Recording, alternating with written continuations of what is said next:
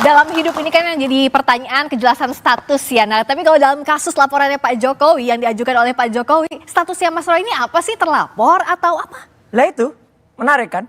Jadi kemarin tuh ada pelapor yang sudah menuliskan locus delicti dan tempus delicti dengan berani, tapi ternyata tidak seperti yang diomongkan sebelumnya. Kan yang diomongkan sebelumnya kan lawyernya mengumbar tuh, ember istilahnya.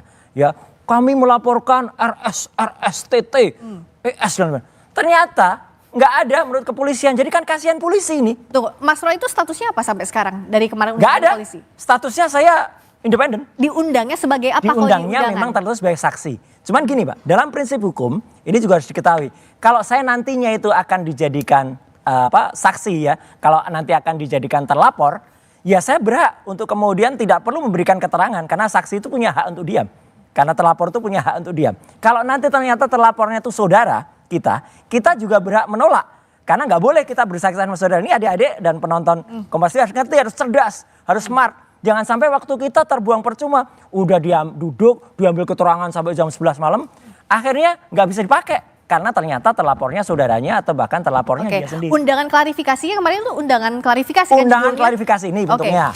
Boleh diperlihatkan. Nih. Dan yang menariknya lagi karena klarifikasinya bersifat klarifikasi, maka semua kan jadi saksi. Jam 10 saya diklarifikasi. Oke, saya boleh dilihatin Mas ke kamera. Jam 10 saya diklarifikasi. Jam setengah 8 pagi saya masih mampir Kompas TV. Nah, oke, itu isinya apa? Kan tidak kelihatan. Undangan klarifikasi.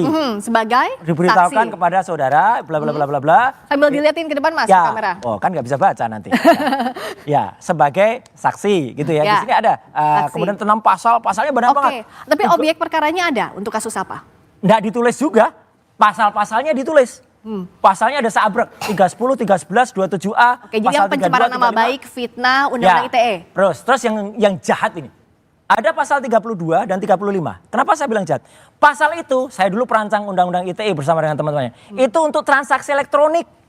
Untuk orang kalau kirim bukti kemudian diubah. Atau ada orang kirim data yang palsu tapi disebut asli. Itu kena, bukan untuk soal ini. Jadi kenapa kok pakai penyelundupan pasal? Dan yang paling penting Mbak, kan di situ tulis tanggal nih. Ada 26 Maret 2025. Lokasinya Jakarta Selatan. Jadi tempusnya jelas, lokusnya jelas. Saya nggak ada di situ. Jadi begitu saya nggak ada di situ, penyidiknya juga bingung. Pak Roy dengan nggak. Ya udah, ngapain terusin? Selesai. Oke Mas Freddy, kata Mas Roy itu masih jadi tanda tanya statusnya apa? Bukan terlapor. Apa Mas Freddy lihat apakah kasus ini tanda kutip coba-coba karena tidak ada terlapornya siapa begitu, tapi sudah disampaikan ke publik? Ya. Nanti biar Polri yang menjelaskan, tapi saya coba menanggapi. Jadi ketika kita membuat laporan, ya kan di situ identitas pelapor tulis, kemudian siapa yang dilaporkan ditulis, ya kemudian apa yang dilaporkan ditulis. Nah nanti penyidik menulis itu. Nah. Kemudian itulah yang menjadi istilah di publik. Bahkan penyidik juga sering menggunakan itu. Kalau sudah masuk di dalam proses penyidikan, maka akan menjadi saksi pelapor, saksi terlapor, kan begitu. Nah mungkin ini tadi saya belum lihat, tapi dari sepintas itu ini adalah undangan klarifikasi. Nanti Bapak bisa membantu menjelaskan undangan klarifikasi itu biasanya itu masih dalam tahap penyelidikan. Ya nanti dicari keterangan, dikumpulkan keterangan-keterangan, bukti-bukti awal apakah laporan atau yang dilaporkan ini memenuhi cukup bukti awal untuk sampai ke tahap penyidikan. Nanti biasanya di tahap penyidikan itu sudah ada tersangkanya. Jadi tidak ada yang salah kalau dari tidak ada yang salah, itu biasanya proses yang biasa di dalam proses penyelidikan di polisi. Demikian. Oke, dari Pak Arianto, kalau dari proses yang sekarang kan kemarin diundang klarifikasi Mas Roy, tidak ada nama terlapornya. Secara hukum acara pidana, apakah ini sesuai atau tidak? Maaf, saya tidak mau menjawab yang teknis ini ya. Tapi saya akan ingin melihat masalah ini, masalah besar, global. Ya. Bagi polisi ya, gonjang-ganjing, gaduh kayak gini ini ya. Itu sudah sehari-hari itu makanan kita itu. Siap. Polisi itu setiap hari menghadapi sengketa. Cuman bukan sengketa perdata tapi sengketa pidana. Kasus ini yang terjadi adalah sengketa pidana antara dua pihak. Yes. Yang satunya lagi menuduh sana pakai ijazah palsu dan yang dituduh tidak enggak merasa punya.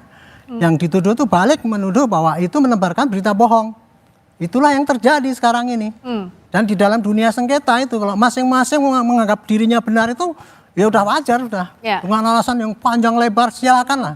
Cuman sayangnya sekarang ini ya, ini kasus ini sangat buat news. Artinya apa?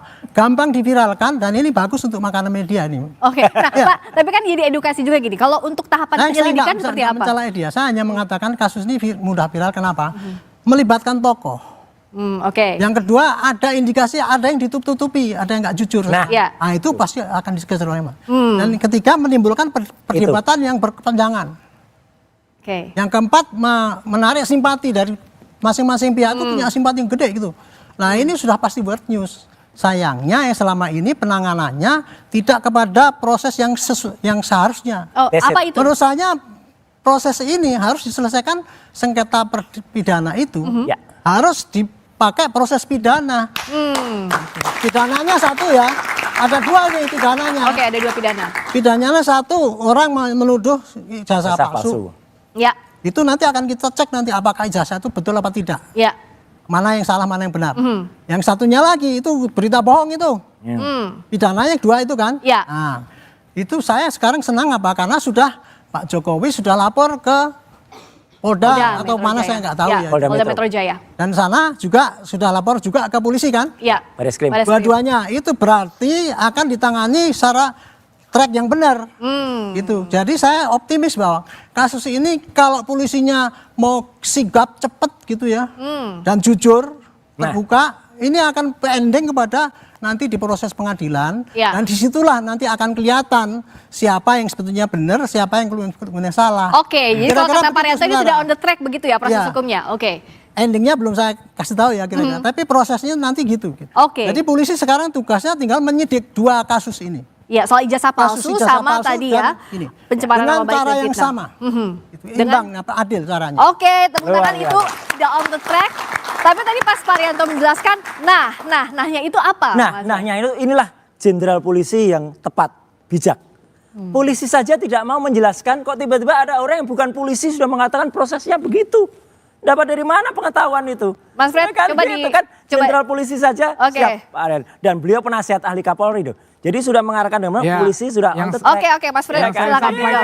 Yang saya sampaikan tadi sejalan dengan apa yang disampaikan beliau. Beliau menyatakan proses itu sudah benar kan? Sudah tepat kan? Jadi sejalan. Beliau nggak komentar soal itu, Mas. Saya sepakat dengan beliau. Proses yang sedang berjalan ini, proses hukum ini sudah tepat untuk menyelesaikan kasus ini. Ya, kami juga, Pak Jokowi juga mengambil upaya hukum ini sebagai langkah terakhir. Ya, setelah klarifikasi penjelasan yang dilakukannya, pengacaranya dari UGM, dari teman-teman kuliahnya, teman-teman yang bareng wisuda, kemudian juga dari mantan anggota KPU juga sudah menjelaskan. Tapi tetap saja Mas Roy dan kawan-kawan ini tidak percaya. Belum langkah terakhir. Dan tadi sebagai pembuka lead tadi berita itu bagus sekali Mbak Friska. Terima kasih Kompas TV. Tadi kan ditunjukkan dan terus Jokowi datang ke tempatnya Pak Kasmujo. Dan apa jawaban Pak Kasmujo? Matur nuwun Pak Kasmujo. Beliau menjawab, jujur saja, orang itu sebaiknya kejujur. Dan beliau mengatakan, saya bukan dosen pembimbing skripsi Jokowi. Bukan juga saya dosen pembimbing akademiknya. Karena dulu Pak Kasmujo itu pada tahun 80 sampai 85 beliau masih asdos. Asdos tuh nggak berhak tanda tangan di situ. Jadi bohong semua soal Pak Kasmujo itu, apalagi nggak ada namanya di skripsi. Dari awal proses dianggap tidak jujur. Ya, jadi kan tadi kan saya melanjutkan sedikit apa yang saya sampaikan. Jadi kan semua yang berhak menyatakan tentang ijazah palsu ini kan sudah melakukan penjelasan dan klarifikasi. Tetapi Mas Roy dan kawan-kawan ini kan terus saja memainkan isu atau menuduh ijazah palsu. Ini fakta Mas, bukan isu Mas. Oleh karena itu Pak Jokowi melaporkan. Kan itu dasarnya ya, merasa martabat dan kehormatannya diserang. Saya menanggapi yang tadi masalah Pak Kasmujo ini. Pak Kasmujo ini silahkan ya, Pak Kasmujo ini kan nggak berdiri sendiri. Ya, ini kan bagian dari UGM. Justru saya melihat justru kehadiran Pak Kasmujo ini di publik ini semakin memperkuat bahwa benar Pak Jokowi itu alumni UGM. Alumni itu bukan berarti lulus, Mas. Kehadiran Pak Kasmujo di situ tidak terlepas dari UGM. Gugatannya saja yang khususnya di Makassar itu menyertakan Pak Kasmujo karena Pak Kasmujo dianggap ya ada keterlibatannya di dalam baik.